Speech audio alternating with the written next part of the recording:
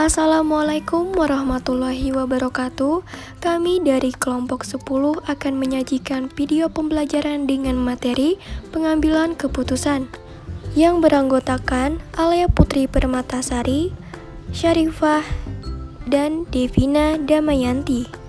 Pasti teman-teman semua penasaran kan tentang materi pengambilan keputusan ini? Yuk disimak baik-baik.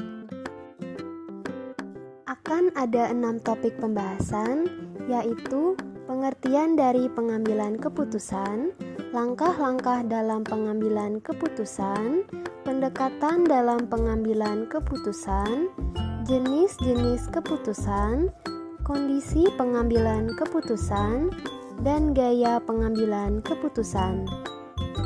Yang pertama, kita akan membahas tentang pengertian dari pengambilan keputusan. Apa itu pengambilan keputusan? Adapun pengertian dari pengambilan keputusan, yaitu memilih salah satu atau lebih dari banyaknya alternatif keputusan. Dapat juga dikatakan bahwa ini merupakan proses pemilihan metode alternatif yang efektif sesuai dengan keadaan.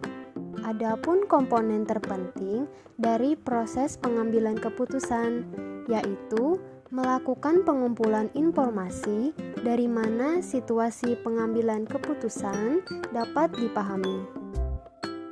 Selanjutnya, kita akan membahas tentang langkah-langkah dalam pengambilan keputusan. Apa aja sih langkah-langkah dalam pengambilan keputusan itu? Mari kita bahas. Terdapat 8 langkah dalam pengambilan keputusan, yaitu yang pertama, mengidentifikasi suatu masalah yang sedang dihadapi. Yang kedua, menentukan tujuan dari keputusan yang akan kita buat nanti. Yang ketiga, mengumpulkan data yang diperlukan. Yang keempat, mengidentifikasi alternatif, apakah layak atau tidaknya alternatif tersebut. Yang kelima, memilih kriteria alternatif yang tepat. Yang keenam, menentukan hubungan antara tujuan, alternatif, dan data tersebut. Yang ketujuh, memprediksi hasil dari setiap alternatif yang dipilih. Yang kedelapan, memilih alternatif terbaik untuk mencapai tujuan tersebut. Pendekatan pengambilan keputusan terbagi menjadi 5. Yang pertama ada pendekatan interdisipliner, yaitu proses pengambilan keputusan yang mencakup keterampilan dan pengetahuan yang diperoleh dari berorganisasi. Yang kedua ada pendekatan sistematis, yaitu proses pengambilan keputusan menggunakan insting, akal pikiran, dan meletakkan langkah-langkah yang berurutan. Yang ketiga ada pendekatan berbasis informasi. Dengan adanya pendekatan tersebut, maka akan memperoleh pengambilan keputusan efektif dan terkini. Keempat ada mempertimbangkan faktor-faktor ketidakpastian. Dari pendekatan tersebut, kita dapat mempertimbangkan keberhasilan keputusan tersebut. Yang kelima, diarahkan pada tindakan yang nyata. Ketika pemecahan berakhir dari proses dan pengambilan keputusan dimulai, maka harus dimungkinkan untuk melakukan tindakan.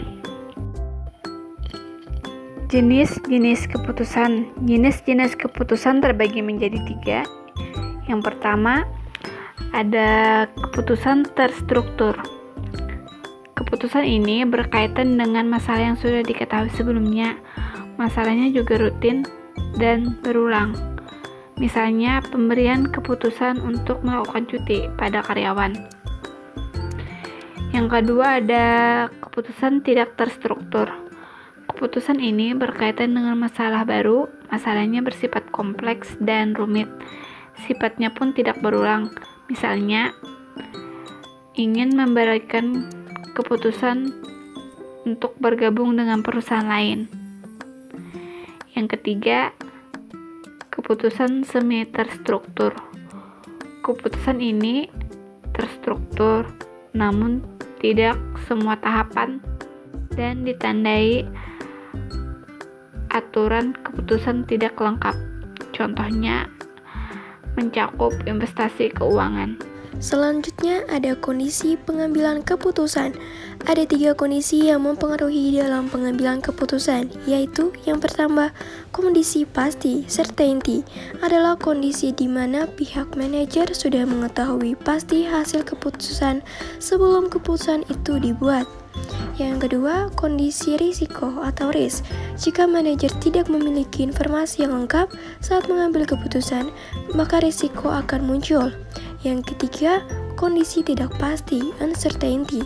Dalam kondisi tidak pasti, keputusan yang diambil penuh dengan ketidakpastian dan kemungkinan hasil keputusan tersebut tidak diketahui. Lalu selanjutnya ada gaya pengambilan keputusan.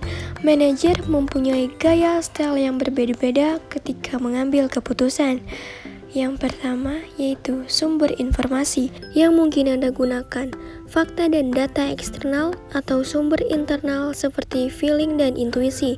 Yang kedua, cara mengolah atau memproses informasi, yaitu dengan cara linear, rasional, logikal, analitik, atau non-linear, intuisi, kreatif, persepsi. Dalam pemikiran linear, yaitu gaya keputusan yang dicirikan oleh orang yang cenderung menggunakan fakta dan data eksternal, serta memproses informasi melalui pemikiran rasional dan logikal. Dalam pemikiran non-linear, yaitu gaya keputusan yang dicirikan oleh orang yang cenderung pada sumber informasi internal dan memprosesnya dengan persepsi, feeling internal, dan naluri. Demikian presentasi yang dapat kami sampaikan. Jika ada kekurangan, mohon dimaafkan. Wassalamualaikum warahmatullahi wabarakatuh.